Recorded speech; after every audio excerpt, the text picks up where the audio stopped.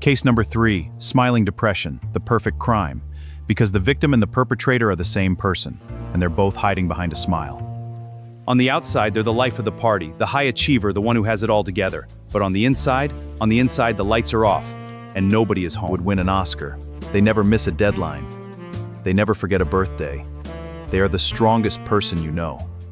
And that's the first clue. Every smile has a cost. Every social interaction is a withdrawal from a bank account that's already in the red. By the time they get home, there's nothing left but the silence. Only friend. Once the door is shut, the mask comes off. And then the gravity hits. A weight so heavy it feels like the floor is made of magnets. I've worked a lot of cases, murders, thefts, betrayals, but this one is the quietest. In case number 13, limerence, a state of being possessed by a shadow. Imagine living in a world where one person has become your sun.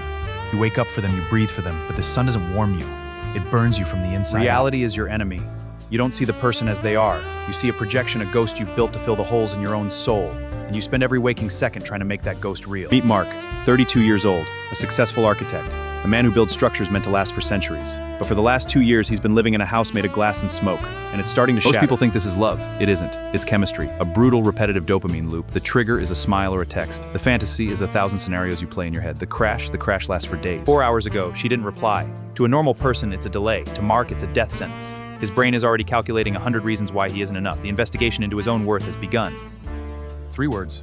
Okay, see you. Mark has spent 6 hours analyzing the syntax, the punctuation, the lack of an emoji. He's looking for a signal in the static, but there's no the void he's trying to fill with his own hope. The heart doesn't know this is a fantasy. It treats the obsession like a physical threat. Cortisol, adrenaline, sleepless nights. Mark's body's in a state of high alert for war doesn't exist. He's losing weight, he's losing focus, he's losing himself. Love is a window. You see the other person, their flaws, their reality. Limerence is a mirror. You see only your own needs, your own trauma, dressed up in the image of someone else. You aren't in love with her, Mark. You're in love with the way she makes you feel about yourself. If I showed this to a narcotics investigator, they'd recognize it instantly. The brain doesn't care if the drug is a white powder or a white dress. And right now, Mark's the biggest junkie on my list. You're talking to this mask you've painted with all your deepest desires. And the tragedy is, the real woman behind it has no idea she's being replaced by a goddess. Mark is trapped in this house of smoke. We have to look at the blueprints. We have to go back to when the first stone was laid, before he knew what a woman's smile could do to him. The case is always the same. How do I make them love me? Mark's mother was a ghost in her own home, always there but never reachable. He learned to read her every sigh like a detective. When you grow up with an emotionally distant parent, you become an expert in crumbs. A tiny nod, a half smile, that was Mark's feast. He became addicted to the pursuit of the unreachable. This is where the trap is built. If someone is too available, it's boring. If they're completely gone, you mourn. But if they're intermittently there, gambler. And Mark is betting his whole life on a winning streak that will never come. Woman, he met a solution. He met a character he'd been writing in his head for 20 years. She isn't a person anymore, she's an icon. And icons are very hard to have a conversation with. It is a master editor. It cuts out the boring bits, the mean bits, the human bits. It only keeps the highlights. Mark is watching a movie of her that never actually happened. He knows how to build things that don't exist yet. But instead of designing buildings for the city, he's designing a life for a ghost. A future that has no foundation in the present. Most people give up here. They think this is just a story about a sad man. But if you've ever felt that pull, that gravity that draws you towards someone who isn't there, then you know. This isn't just Mark's case, it's yours. A moment where the fantasy doesn't match the facts. Mark saw her yesterday. She was with someone else. She didn't see him. The crystal is starting to fail. This is the moment of cognitive dissonance. The brain cannot reconcile the goddess on the altar with the woman on the street. Panic sets in. The dopamine supply is cut off. The withdrawal begins. Mark isn't just sad, he's investigating. He's looking for reasons why she was with that man. Was it business? Was it a cousin? He's trying to find evidence that will save his fantasy. He's a detective on the wrong side of the truth. This kind of thinking, it's exhausting. It's a full-time job that pays nothing but pain. Mark's work is suffering, his friends are drifting away, he's becoming a ghost himself, haunting the edges of her life. In every conversation, every decision, every dream. He can't escape her because he's carrying her inside his own head. It's the ultimate surveillance state. He's watching himself through her eyes. One day you're certain she loves you. The next you're certain she hates you. You're living in a hurricane of your own making. And you think the only way to survive is to stay in the eye of the storm. But the eye is the most dangerous part. We've seen the crime scene, we know the history, we know why Mark is trapped. Now, it's time to start cutting the threads. There are 3 protocols, 3 ways to dismantle the illusion. Pay attention. Method 1. The interruption. Limerence is a fire. If you don't feed it, it dies. You have to stop the glimmer before it becomes a blaze. When you see her name on your screen, or you start a fantasy about the future, you have 5 seconds to physically break the cycle. If you wait longer, the dopamine wins. 5, 4, 3. Mark is learning the protocol of the body. Instead of falling into the screen, he moves his muscles, he changes the scenery, he breaks the circuit. A short walk, 100 push-ups, anything to shock the system back into the present. You are literally pulling the plug on the fantasy machine. Method 2, deconstruction. We need to take her off the altar and put her back on the street. She isn't a goddess. She's a human being who probably eats with her mouth open and forgets to pay her taxes. Write it down. The cold, hard evidence of her flaws. Read it every time the fantasy starts. You need to remind your brain that you aren't missing a person, you're missing a character you invented. The architectural flaws. He's realizing the woman he loves doesn't even know his favorite book. She doesn't know his fears. She's a stranger who occupies his mind. Mandatory. No stalking, no checking, no just one look. You have to treat her like a poison. You wouldn't take a tiny sip of arsenic, would you? It feels like you're losing a part of yourself. But remember, you aren't losing a relationship. You're losing a full-time job that doesn't pay. You're firing a boss who didn't even know you were working for them. Method 3, grounding. Limerence is a ghost story. Reality is the cure. You need to come back to your body, your breath, and the world that is actually happening right now. 4 things you touch, 3 things you hear, 2 things you smell, 1 thing you taste. This is the detective's anchor. It pulls you out of the fantasy and locks you back into the present. That the world is much bigger than her. There is life everywhere. There is beauty in the mundane. He is coming home to himself. There will be nights when the silence is deafening, when the urge to reach out is like a physical pain. This is the withdrawal peak. If you survive tonight, the morning will be easier. Don't pick up the phone. The image is fading. The ghost is leaving the building. It hurts, but it's the most honest pain you've felt in years. You're waking up, Mark. Welcome back. The session is gone, but the landscape has changed. Mark is seeing his life for the first time in 2 years. It's quiet, maybe a little too quiet, but it's real. That's how long he sat there, without checking her profile, without imagining a conversation. Just Mark and his coffee. It felt like a miracle. Don't get cocky. The brain remembers the high. A scent, a song, a name mentioned in passing, it can all bring the ghost back. Recovery isn't a straight line, it's a series of choices. You need a plan for the bad days, an automatic response.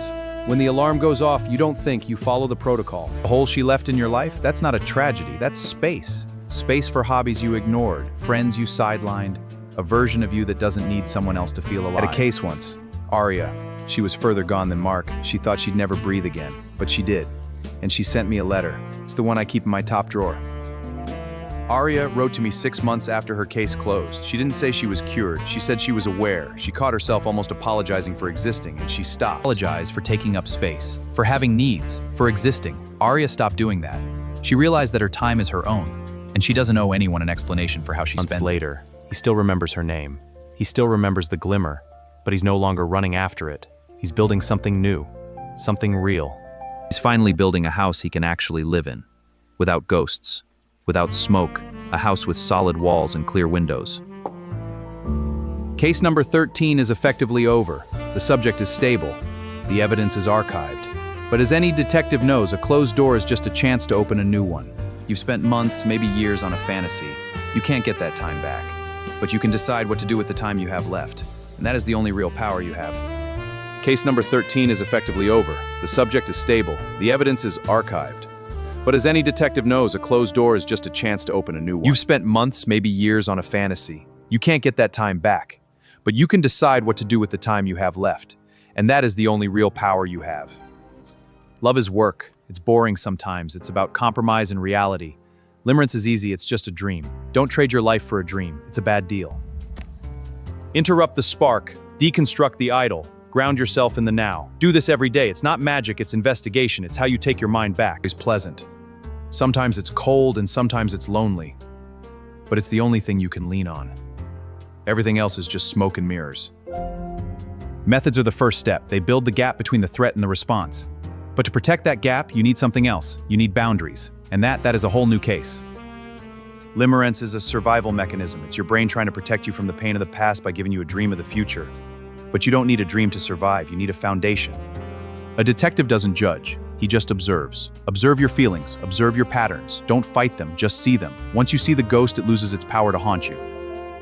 The 3 methods build the gap between the threat signal and the automatic response to give you time and space to choose differently. But there is a next layer and not rule to pull boundaries. Case 13, Limerence. It's a heavy one, but it's closed. The subject is finally breathing on his own. No more ghosts in the machinery. Every case takes a piece of you, but it also gives you something. A new perspective, a deeper understanding of the maze we all live in. But don't get too comfortable. There's another ghost in the city, one that doesn't scream. One that just disappears. The silent treatment. It's not a lack of communication. It's a weapon. And it leaves a very specific kind of bruise. We'll dive into case 2 next time. If you've ever been locked out by silence, you'll want to hear this.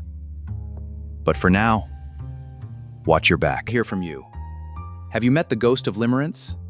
Tell me your story in the comments. I read every report that comes across this desk. Stay real. And remember, the truth is always in the details. Apology. Investigation complete.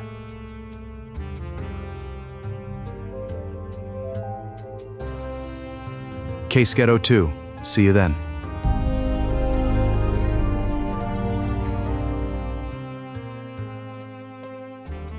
Some calls you shouldn't answer.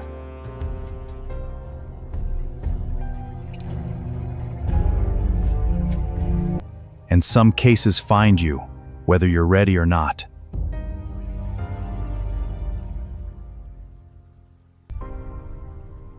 Silence is where the truth speaks. Listen closely.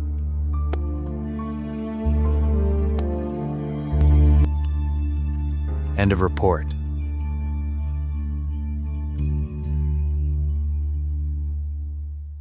See you in case 2.